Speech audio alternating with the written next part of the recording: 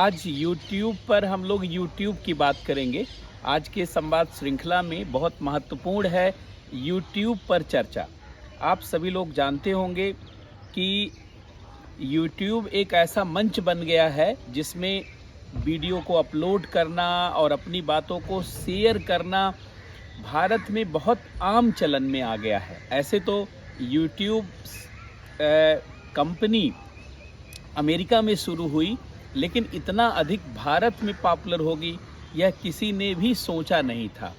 आज के ही दिन 23 अप्रैल को अमेरिका में पहला वीडियो YouTube जिन्होंने शुरू किया था उनके सह संस्थापक के द्वारा YouTube पर अपलोड किया गया और वहीं से YouTube की श्रृंखला और जो है सिलसिला आज के 18 वर्ष पहले शुरू हुआ 2005 में, और आज यह एक बहुत बड़ा मंच बन चुका है। भारत में YouTube और बहुत सारे जो सोशल नेटवर्किंग साइट है या सोशल मीडिया का माध्यम है, इसके नाते समाज का बहुत बड़े स्तर पर सशक्तिकरण हो रहा है। समाज के अनेक क्षेत्रों में इससे लोगों को बढ़त मिल रही है। विशेषकर महिलाओं के लिए आप सोशल मीडिया के माध्यम को किसी क्रांति से कम नहीं कह सकते। जिन महिलाओं को शिक्षा के क्षेत्र में उतना अवसर प्राप्त नहीं था, कोरोना के दौर में आपने देखा कि YouTube के माध्यम से बहुत सारे लोग अपनी पढ़ाई को जारी रखने में सक्षम हुए। विशेषकर घरों में कैद में रहने वाली या घर के दायरे और सीमाओं में रहने वाली महिलाओं ने इस माध्यम का बहुत अधिक लाभ उठाया और अपनी पढ़ाई को जारी रखा, अपनी शिक्षा और जागरण को जारी रखा, और उसका परिणाम आप देख रहे होंगे अनेक परीक्षाओं में, चाहे वो स्टेट पीसीएस की परीक्षा हो या यूपीएससी हो या अन्य कंपटीशन हो, महिलाएं बहुत लंबी छलांग लगा रही हैं और सभी टॉप पोजीशन पर आप महिलाओं को देख सकते हैं। थोड़ा आज मैं विस्तृत चर्चा करूंगा ताकि इस विषय से संबंधित जो भी प्रश्न पूछे जाएं और जो भी प्रश्न बनते हैं उन सभी पर आपका नज़रिया विकसित हो सके, आपकी समझ विकसित हो सके।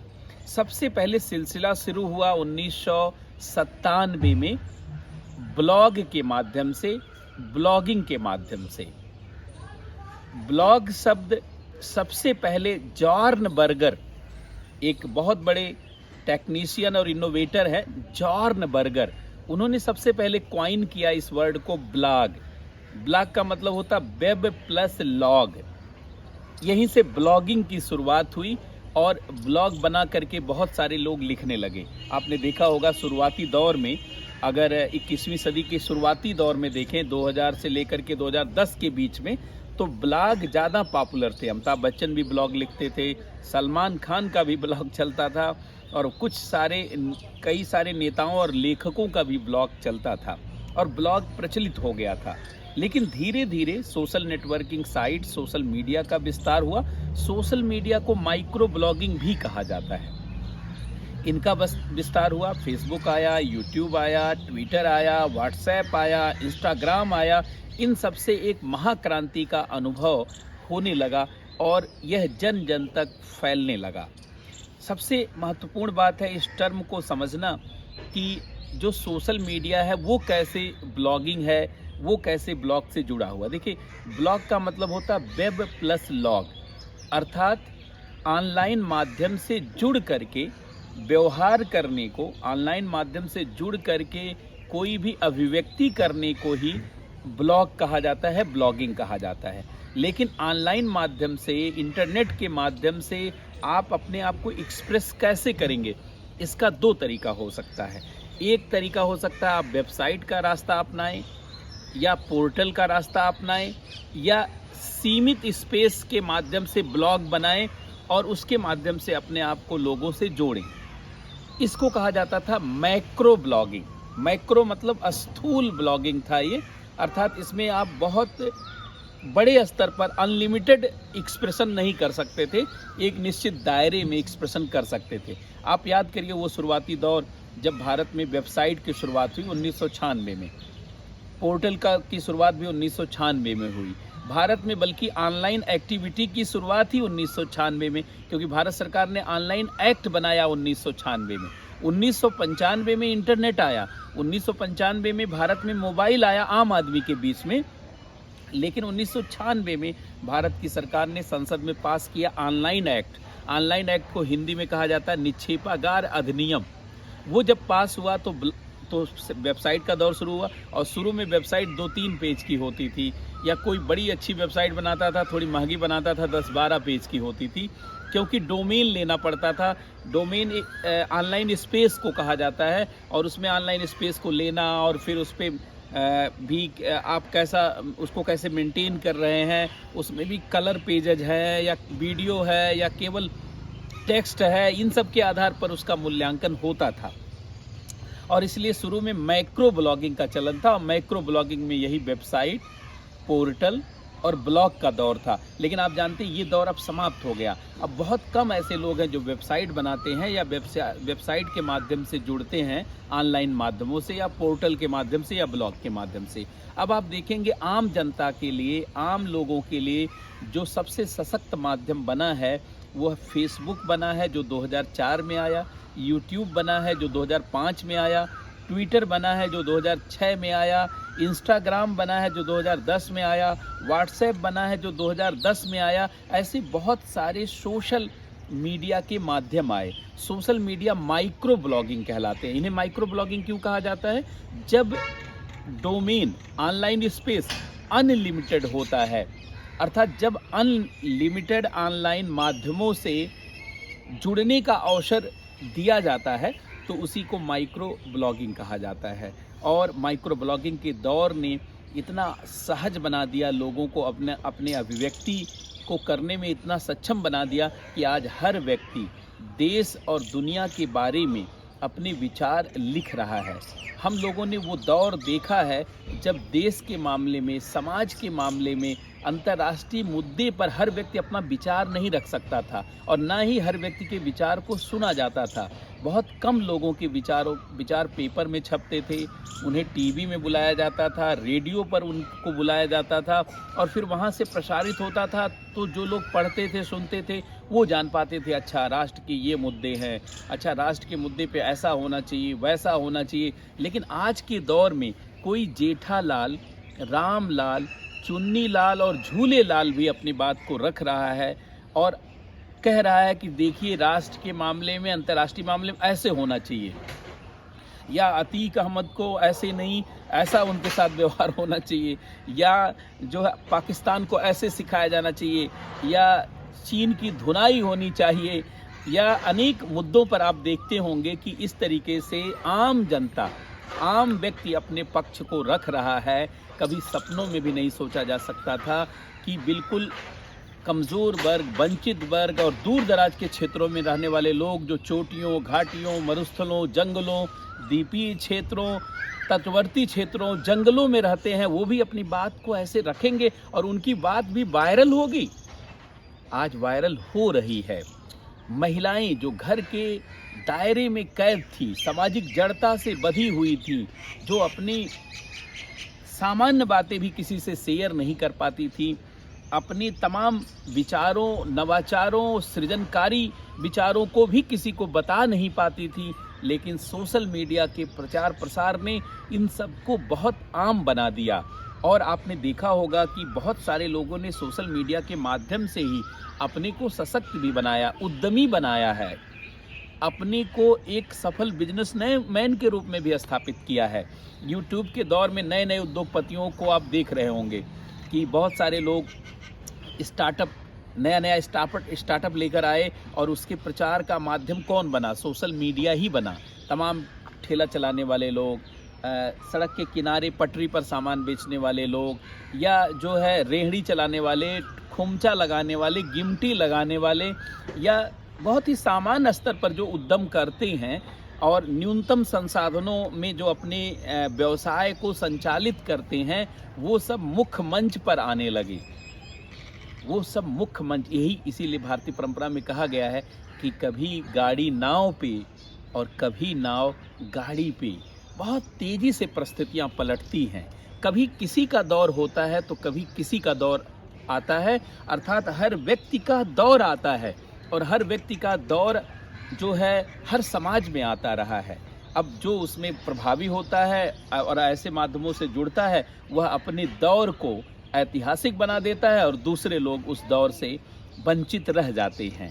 तो यूट्यूब जैसे तमाम माइक्रो ब्लॉगिंग सोशल मीडिया के साधनों ने बहुत ही बेहतर ढंग से समाज को संयोजित किया है। यद्यपि हर उपलब्धि का, हर नवाचार और आविष्कार का कुछ दुरुपयोग भी होता है। तो यूट्यूब या सोशल मीडिया के मंच का दुरुपयोग भी हुआ है। तमाम सांस्कृतिक आतंक, कल्चरल टेररिज्म आप कह सकते हैं, सांस्कृतिक आतंकवाद भी छाया हुआ है। ऐसे ऐसे वीडियो बना रहे हैं लोग जो आपके मन को खराब कर सकता है, आपके विचारों को गंदा कर सकता है और एक तरीके से सांस्कृतिक प्रदूषण फैला सकता है। संबंधों की गरिमा को जो नष्ट कर रहा है, एक दायरे में कैसे एक नैतिकता के दायरे में रहा जाता है, कैसे मर्यादा की सीमाओं में बंध करके रहा जाता है, उसको भी लोगों ने तोड़ा है सोशल मीडिया के माध्यम से। भगवान राम का अगर आप जीवन देखें तो वो मर्यादा पुरुषोत्तम कहलाते। उन्होंने कभी कोई मर्यादा नहीं तोड़ी और मर्यादा के लिए वो जाने जाते। भारतीय समाज वस्तुतः भगवान राम का ही प्रतीक है। भारत का समाज पूरी दुनिया की तरीके से उल्टा पुल्टा समाज नहीं हो सकता। भारत का समाज पूरी दुनिया के लिए हमेशा एक आदर्श समाज रहा है और भारतीय परंपरा ने पूरी दुनिया को हमेशा मानवीय जीवन और गौरव के बोध से जोड़ा है। तभी तो आप देखिए दुनिया की किसी भी संस्कृति में नहीं है कि सब लोग भाई हैं और सब लोग परिवार हैं। सब लोग कहते हैं खाली हमारे जाति के लोग हमारे भाई हैं, हमारे धर्म के लोग हमारे भाई हैं, वही हमारे मित्र हो सकते हैं। लेकिन भारतीय परंपरा ने हमेशा कहा वसुधैव कुटुंबकम, पूरा विश्व परिवार है। और भारतीय परंपरा ने हमेशा कहा आनो भद्रा कृतवे यंतु विश्वतः, सद्विचारों को सभी दिशाओं से आने दो। सबके विचार को हमने एक्सेप्ट किया। सहिष्णुता, ऐसे बहुत सारी चीज़ें रही हैं। तो भारतीय समाज हमेशा एक प्रतीक समाज रहा है, एक आदर्श समाज रहा है। यद्यपि तमाम विश्लेषण करने वाले कुछ लोगों ने भारतीय समाज को गंदा करने की कोशिश की, गलत साबित करने की कोशिश की। कम्युनिस्ट लॉबी पूरी तरीके से भारतीय समाज में समस्या देखता है और कहता है भारतीय समाज में ये जातिवाद था, तो ये क्षेत्रवाद था, तो ये भाषावाद था, तो ये शोषण था, ये ऐसा था। वो भारतीय समाज के उन श्रेष्ठताओं, गौरव बोध को नहीं देख पाते क्योंकि वो ऐसा नज़रिया पैदा कर दे रहे हैं और उसको सुनने में वो सारा तर्कपूर्ण अच्छा भी लगता है क्योंकि सीमित दायरे में जब तर्क दिया जाता है तो व्यक्ति का मस्तिष्क नहीं खुलता है, उसका विस्तार नहीं होता है और उसे उसी दायरे में उसके दरवाजे खुल जाते हैं और सोचता वास्तव में भारतीय समाज गिरावट का समाज था, जड़ता का समाज था, अंधविश्वास का समाज था, पिछड़ा समाज था। लेकिन क्या भारत के समाज के उपलब्धियों को भी आपने देखा है, समझा है, जाना है? उसके लिए आपको इतिहास बोध और भारतीय महान संस्कृति के बहुत बड़े अध्ययन की आवश्यकता है, चिंतन की आवश्यकता है। तो सोशल मीडिया के माध्यम से आप देखा जाए तो इसके माध्यम से बहुत सारे सकारात्मक पक्ष भी उभरे हैं, लेकिन बहुत सारे नकारात्मक प्रवृत्तियों का भी उभार हुआ है। लेकिन निश्चित रूप से इसने पूरे समाज को एक नया मंच दिया है और इस मंच का भारत ने बेहतर इस्तेमाल भी किया है। आप कोरोना के दौर से खासकर 4 वर्षों में अगर देखिए तो सोशल मीडिया से भारत में एक क्रांति को आप महसूस कर सकते हैं। और आप देखिए आज हर व्यक्ति भारत में जो है सोशल मीडिया के प्रभाव को देख रहा है। अब आप सोचिए यूट्यूब जैसी सोशल मीडिया का मंच अमेरिका में बना, लेकिन सबसे ज़्यादा सब्सक्राइबर उसके भारत के हैं। सबसे ज़्यादा लोग भारत में यूट्यूब के मंच का उपयोग करते हैं और कहा जाता है कि लगभग 46 से 50 करोड़ के बीच लोग हैं जो यूट्यूब के मंच का भारत में उपयोग कर रहे हैं। अमेरिका में मात्र 23-24 करोड़ लोग यूट्यूब के मंच का प्रयोग कर रहे हैं। इसके बाद ब्राज़ील में पढ़कर, यद्यपि यूट्यूब जैसे तमाम सोशल मीडिया के मंच को कई देशों ने प्रतिबंध भी लगाया है। 23 देशों ने यूट्यूब पर प्रतिबंध लगाया। उस प्रतिबंध लगाने वाले देशों में चीन भी है, उत्तरी कोरिया भी है, ईरान भी है। बहुत सारे देश मान रहे हैं कि यूट्यूब एक नालायक मंच है। लेकिन आपने देखा होगा इसका सकारात्मक पक्ष, आज शिक्षा के क्षेत्र में एक महाक्रांति जो भारत में देखी जा रही है, न केवल कंपटीशन की तैयारी करने वाले बच्चों में बल्कि पहली कक्षा से लेकर के टॉप मोस्ट हायर क्लास के एजुकेशन में यह एक बड़ा मंच साबित हुआ है और इसका फ़ायदा महिलाओं को, कमज़ोर वर्गों को, कंट्री साइड में दूर दराज के क्षेत्रों में रहने वाले लोगों को हुआ है और साथ में मनोरंजन का साधन और देखा जाए अपनी अभिव्यक्ति, अपने विचारों को प्रस्तुत करने का एक सशक्त माध्यम बना है और सरकारें भी अब इन सब मंचों से दबाव में आने लगी हैं और तमाम गलत फैसले को इसके दबाव में आकर पलटने भी लगी हैं। इस नाते यह सब मंच एक बहुत सहायक मंच है और चूंकि आज 23 अप्रैल के दिन ही पहला वीडियो अपलोड हुआ था यूएसए में यूट्यूब पर, तो ये एक बहुत ऐतिहासिक पल रहा है क्योंकि जिस मंच का हम उपयोग कर रहे हैं, जिस मंच के माध्यम से हम आगे बढ़ रहे हैं, उसके बारे में नहीं जानना यह भी देखा जाए तो एक अनैतिक बात होगी। और दूसरे इस विषय से जुड़ करके बहुत सारे प्रश्न पूछे गए हैं यूपीएससी में और स्टेट एग्जाम में भी पूछे जा रहे हैं, इनसे भी जुड़े रहने की आवश्यकता है। बहुत बहुत धन्यवाद, बहुत बहुत नमस्कार।